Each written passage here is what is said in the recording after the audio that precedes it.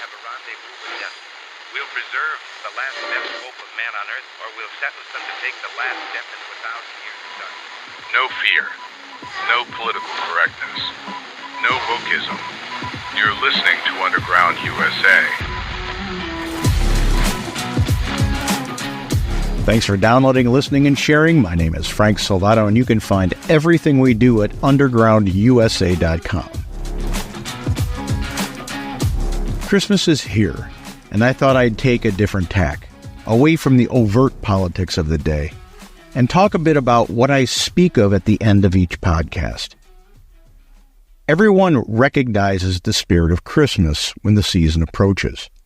Sadly, a lot of that spirit centers on material things because the profiteers and marketeers never miss an opportunity to exploit our consumer society to their benefit.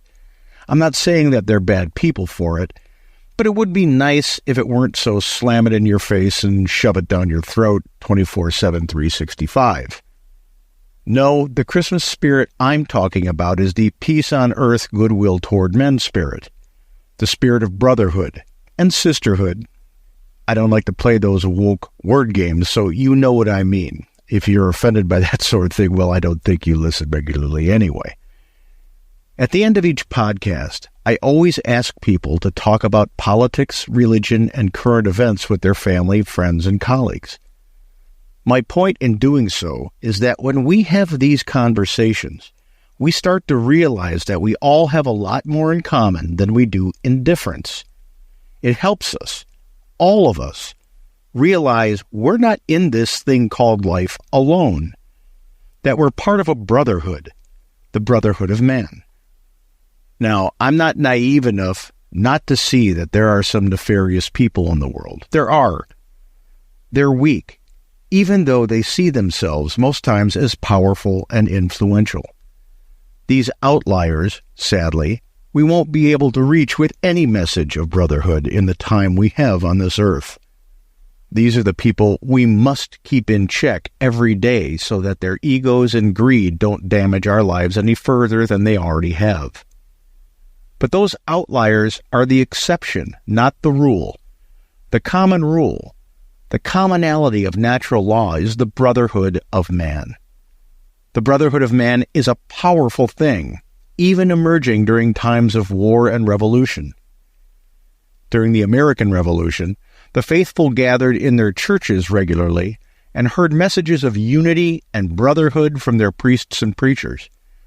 These messages fostered unity among the diversity of the colonists who, through that message, achieved e pluribus unum, out of many, one.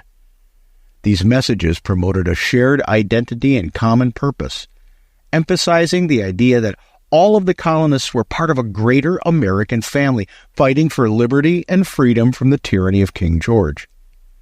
This sense of brotherhood was vital to rallying support for the revolutionary cause, encouraging mutual aid and sacrifice among the populace. This message, this brotherhood of man message of unity, was instrumental in mobilizing both soldiers and civilians, reinforcing the shared resolve needed to endure the hardships of war and to envision a new nation built on the principles of equality, freedom, liberty, and fraternity. During World War I, an extraordinary event known as the Christmas Truce occurred, spontaneously, along various parts of the Western Front in December of 1914.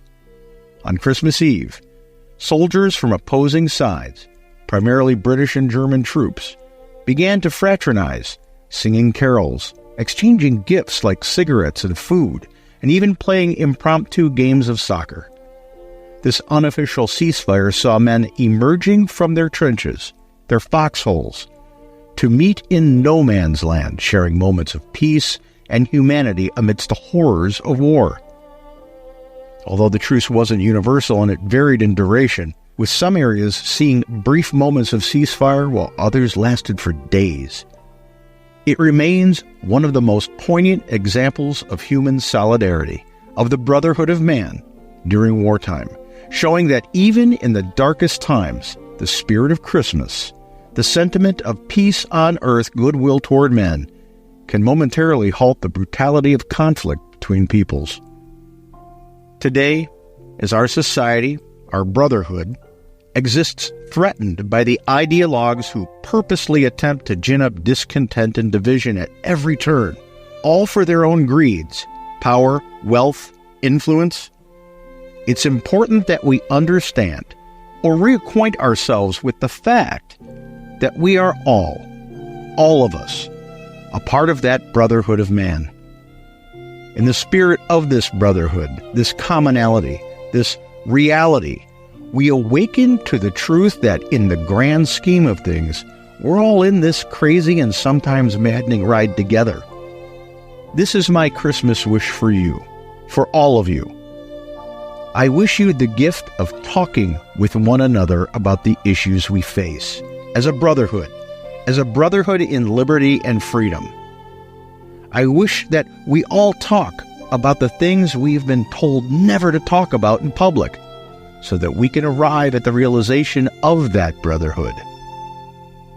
So grab a glass of whatever it is you choose when you're setting yourself to revelry, and take just a few moments to talk with your family, friends, colleagues, and acquaintances about politics, religion, and current events. Please employ a tone appropriate for the holidays, a tone steeped in peace on earth, goodwill toward men. And listen. Really listen, just as much as you search your heart for the right words necessary to express your true feelings, not the narratives you've been led to believe are your thoughts on these issues. It's when we all achieve that intellectual symbiosis, that meeting of the minds, that we realize our memberships in the brotherhood of man. It's then that we diminish the power and greed of the outliers. E pluribus unum. Out of many, one.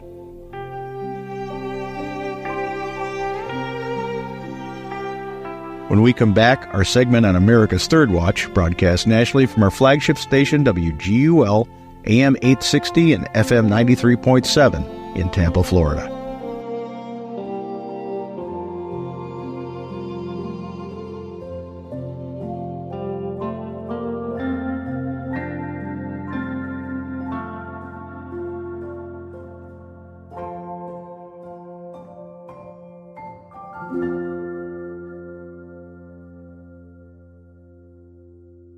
When someone is having a stroke, every minute counts.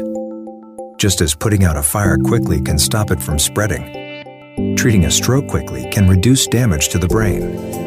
The clock begins ticking as soon as you spot the signs of a stroke, because some treatments can only be used if the patient reaches the hospital in the first 3 hours after symptoms appear. So don't wait. Call 911 right away and get the person to a hospital immediately, even if the symptoms go away. If you think someone is having a stroke, remember the word FAST. F is for face. Ask the person to smile and check whether one side of their face is drooping. A is for arms. Have the person raise both arms and see if one arm drifts downwards. S is for speech. Ask the person to repeat a short phrase and notice if their words sound slurred. And finally, T is for time. If you spot any of these signs, call 911 right away to get the person to a hospital fast. Strokes are medical emergencies. The sooner a patient gets treatment, the better their chance of a good recovery.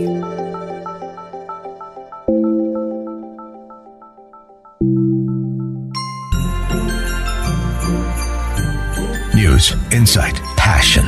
AM 930, The Answer.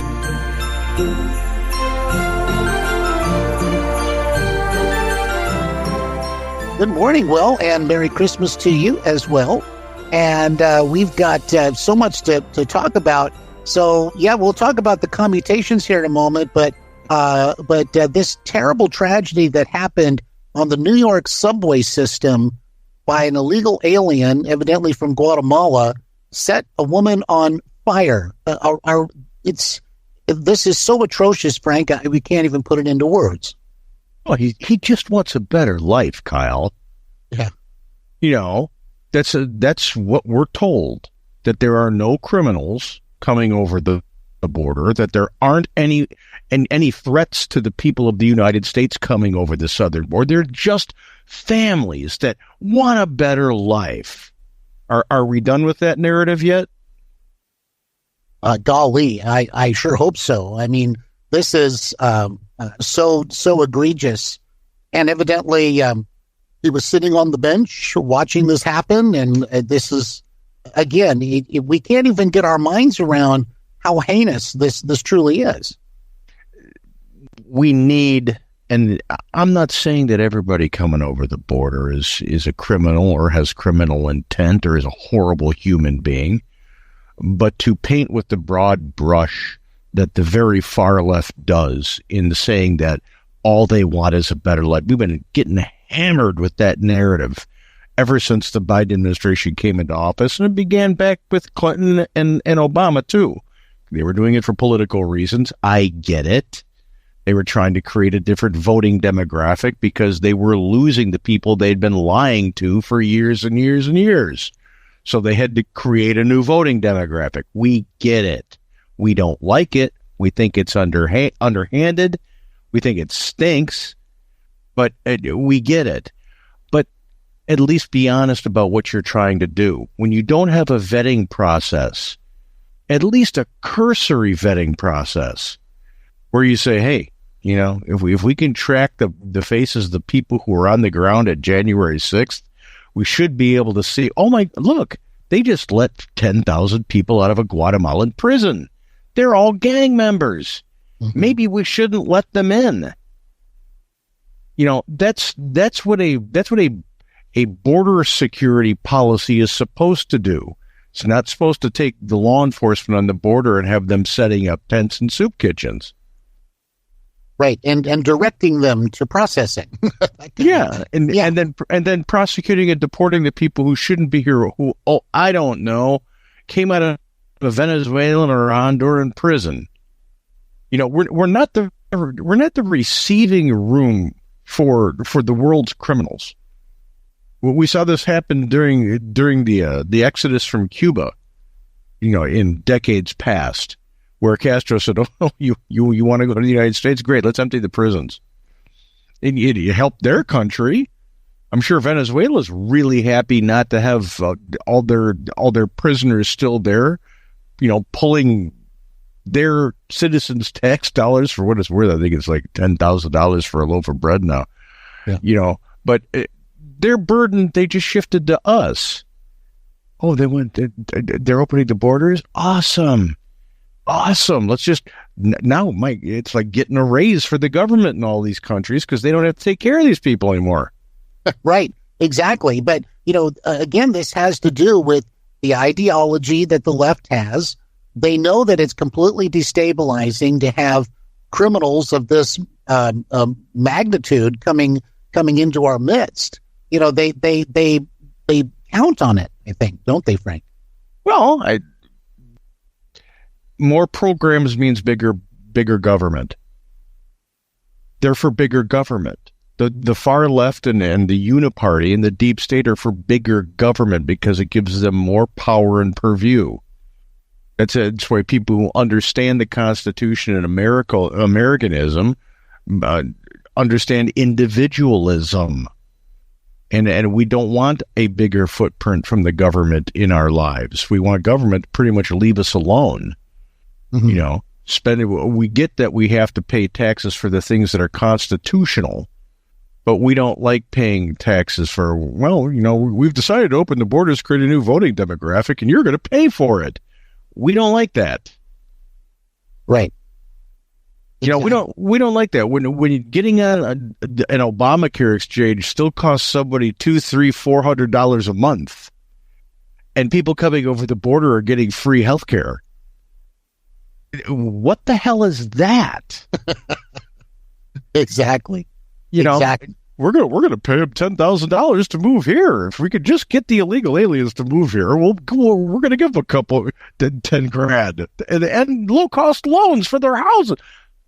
We don't like that, and that's the way we vote. That's why we voted the way we voted in November, and the fact that these prosecutors and city officials in places like New York and LA and all of the sanctuary cities can see stories like this guy setting someone on fire or killing young budding life, raping and killing young girls, the influx of fentanyl, kicking down apartment doors to take over apartment complexes, and they just want to make excuses and turn a blind eye because it serves their politics? This is why you don't vote for people like that.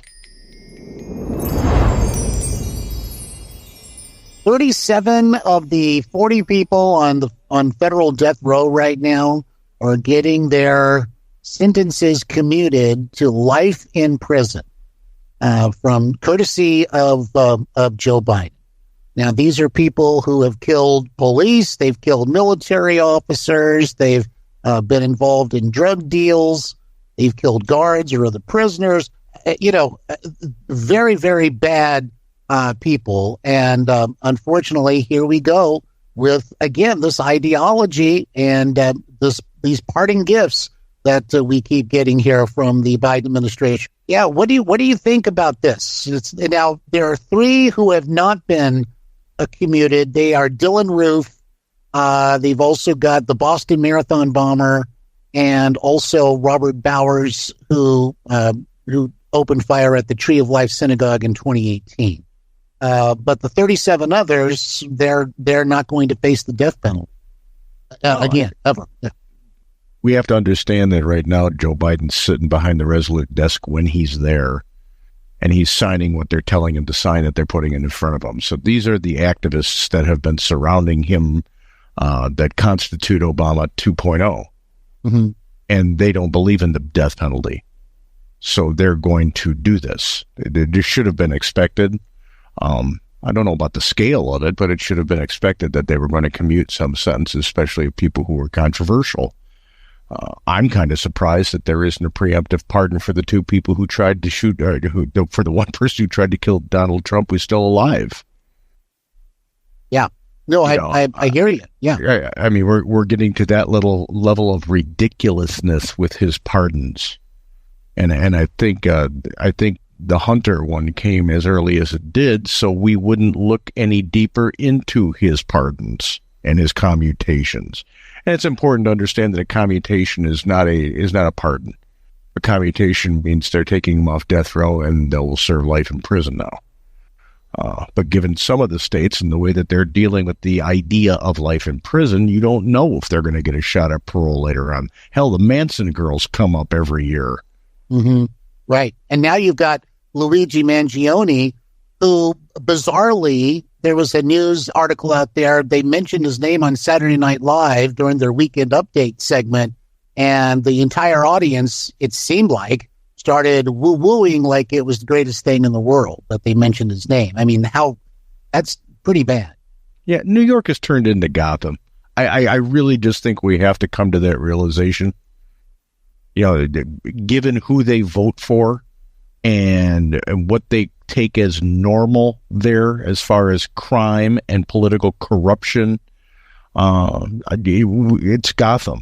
It's a lawless place where a Joker mentality rules. Mm-hmm. Tell me something that's come out of New York that hasn't been Gotham-like. Lately, everything is like that. Everything is bizarre. Everything is just, if it's an elected official, it has to be corrupt or so ideological that it's on the other side of the political universe. And if it's about crime, name the atrocity, because it probably happens.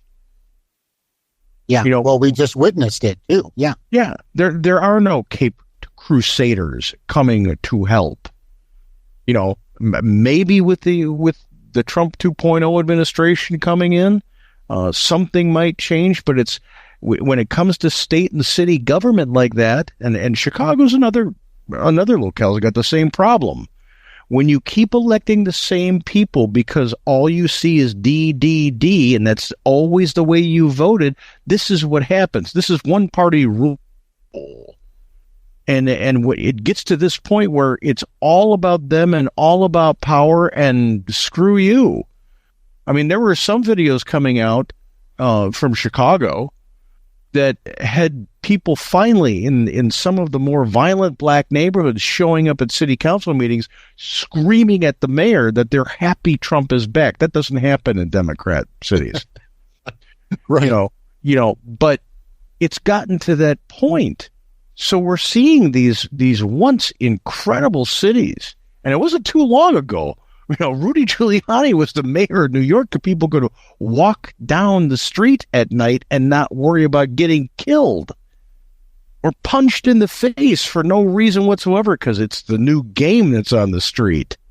Yeah. Or taking a subway and getting set on fire by an illegal alien.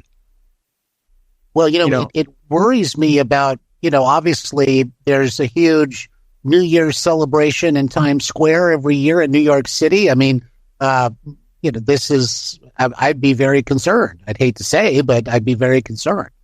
Well, in the day and age after 9/11, you have to be incredibly concerned whenever there's a gathering like that in an urban center. I don't care what it is, whether it's New Year's Eve in Times Square or the Super Bowl.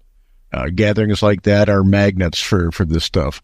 To our intelligence communities, to complement them, we haven't seen these things because even though we're critical of them on a lot of things, especially when they become politicized and they have been abused, there are very good people who still work in those agencies who make sure bad stuff doesn't happen on a daily basis.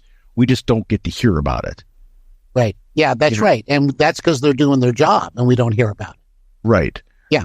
It's the elected people and the political appointees who have been placed in the hierarchy of these organizations that are the corrupt jackasses that have to be expunged. And I mean that as ruthlessly as that word sounds. They need to be expunged from the political sphere because they do great harm to government serving the people every day they go to work. From Merrick Garland on down, from Mayorkas the Dorcas all the way on down, they have to go. And the mid-level management who facilitated their malfeasance have to go too. Well, and of course, part of this whole thing, they keep digging in now about Trump. They don't want any part of Trump's success. They don't want the very people that they claim to try to champion to really be successful. They just want failure after failure so that they can come back in a couple of years and say, look, let's go back to our big government ways, blah, blah, blah. If we haven't realized it already, we need to realize it and take it to heart. The far left, which has now co-opted the Democrat Party, there's no other way to look at it. The Democrat Party is a far left party. They are a party of transformative change. The progressives have never liked the Constitution because it restricts government. So they've done everything since the days of Woodrow Wilson to chisel away at the Constitution, redefining words, redefining laws, passing new amendments that change the fiber of what our country used to be. The most egregious thing, bar none, was a direct election of senators. And they celebrated that because everybody gets a vote. Wasn't the way our country was set up. One chamber was supposed to be for the people, the other chamber was supposed to be for the states, and by checking and balancing each other, we made sure that state rights were there, and we made sure the rights for the people were there. The state, the one for the state is gone, because now it's just over glorified house. But everybody still, it's great we vote for our senators. We shouldn't be doing that, and anybody who understands history understands why. But the Democrat Party, who celebrates this, the Progressive Democrat Party, far left Progressive Democrat Party, wants this thing to change completely. They want the Constitution to be a set of suggestions. They want to be able to pass a law and change everything. When we say you can't do that because of the Constitution, they see it as an annoyance. You can see it on their faces. That's right. Don't bring that up.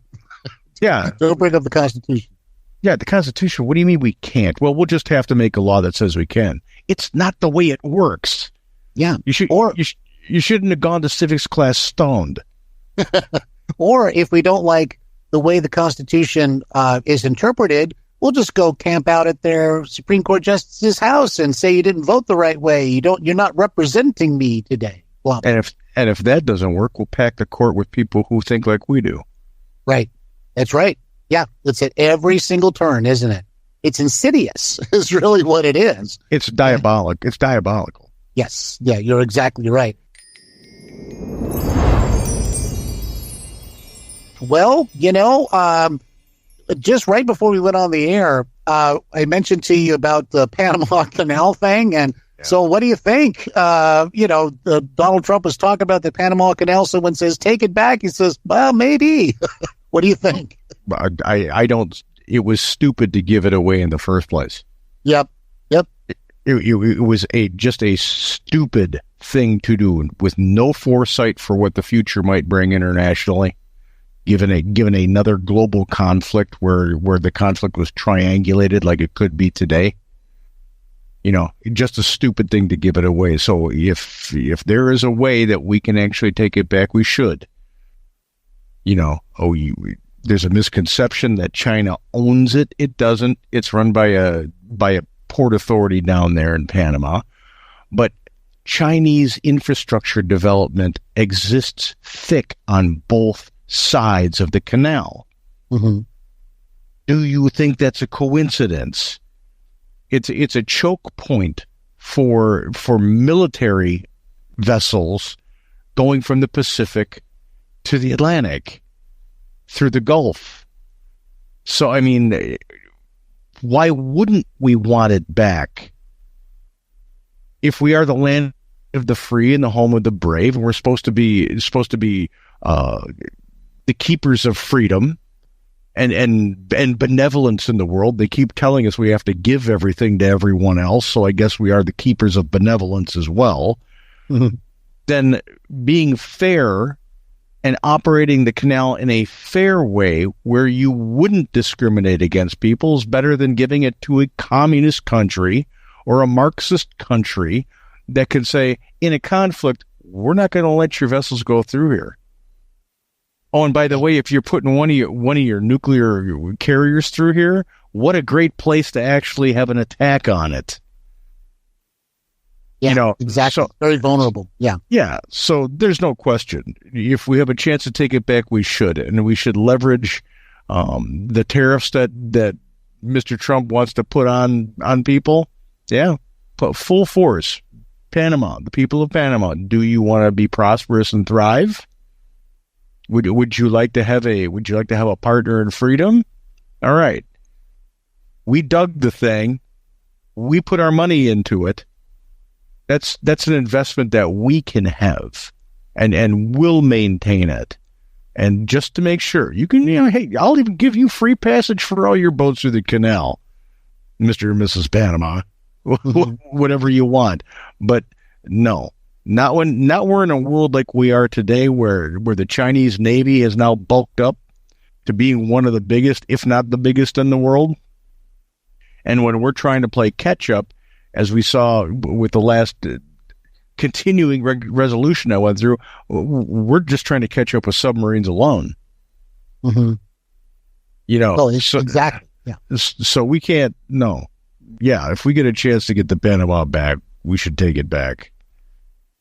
Well, it seems to me kind of what this exemplifies to me, Frank, is that with President Trump, there's nothing that's off the table. And I don't mean that in some weird way, like, it's like being a berserker or something. He's not at all. But he can bring up these things or at least say, well, maybe so. No other president would ever say such a thing, I think. But Trump is much more, I think, and this is going to rankle some feathers, I think, on the left. But Trump is actually open to ideas like even out of left field, because he'll think about it for a second and say, well, could that work? Or how could we make something like work? How could that be beneficial to us? He doesn't just reject those things out of hand. I'm going to expand that beyond Trump. Did anybody think that the wall could come down? Right. Yeah, it's going to be there forever. Yeah. Yeah. Growing up in the 60s and 70s, that was just a given. That was like the Great Wall of China. It was going to be there. The Soviet Union was going to be here forever, and that was the way it was going to go. We knew there was a revolution in China. We knew it was a threat. We didn't know it would get this bad, but nobody saw the wall coming down, and it came down. So Republicans tend to look at things that Democrats have allowed to come into place, saying that doesn't necessarily have to be. You can't. Democrats think when they pass something, or that's the way it is. Carter gave away the Panama Canal. That's it. That's the way it's going to be. Why can't we revisit that? Right. That's exactly right. In other words, Trump loves the art of the deal, right? And especially what works for America today.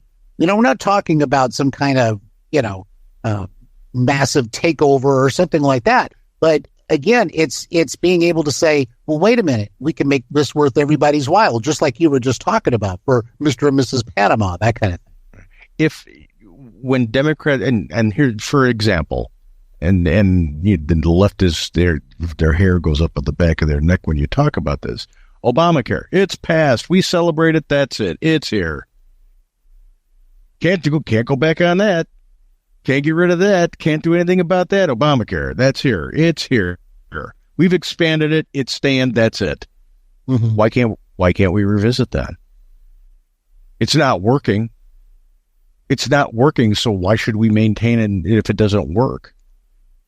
If you buy a car and it's constantly breaking down and you can't use it to drive anywhere, do you keep the car? No.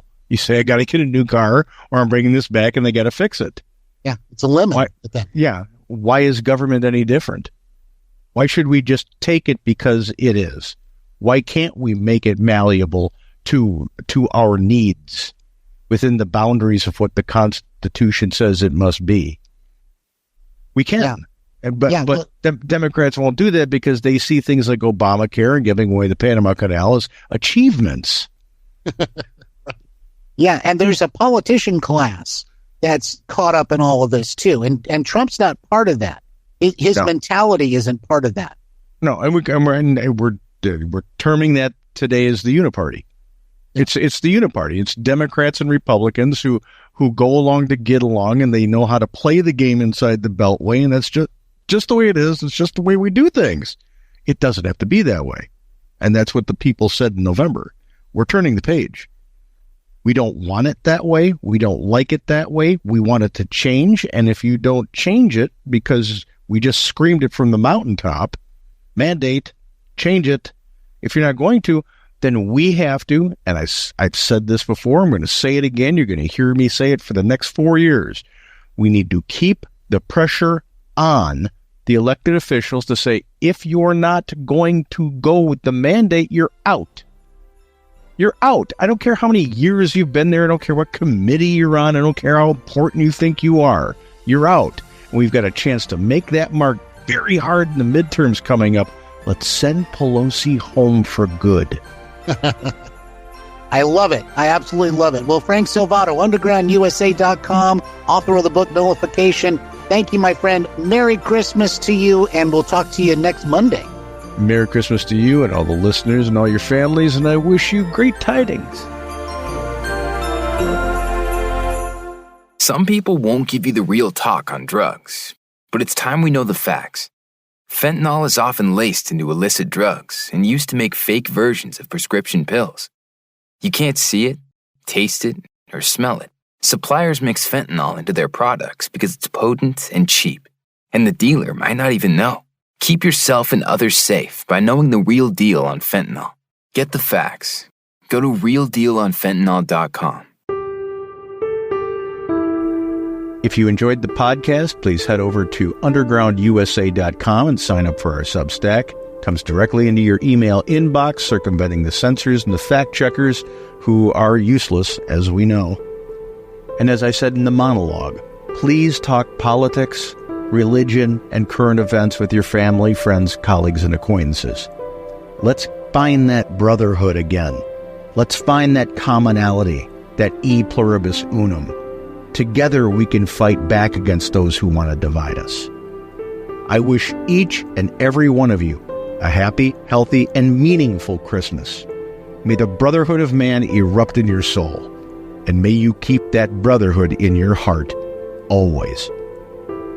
And as I do each year, I leave you with the meaning of Christmas as conveyed to us by Linus Van Pelt. Isn't there anyone who knows what Christmas is all about? Sure, Charlie Brown. I can tell you what Christmas is all about. Lights, please. And there were in the same country shepherds, abiding in the field, keeping watch over their flock by night. And lo, the angel of the Lord came upon them. And the glory of the Lord shone round about them. And they were sore afraid. And the angel said unto them, Fear not.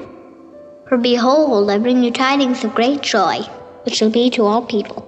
For unto you is born this day in the city of David a Savior, which is Christ the Lord. And this shall be a sign unto you.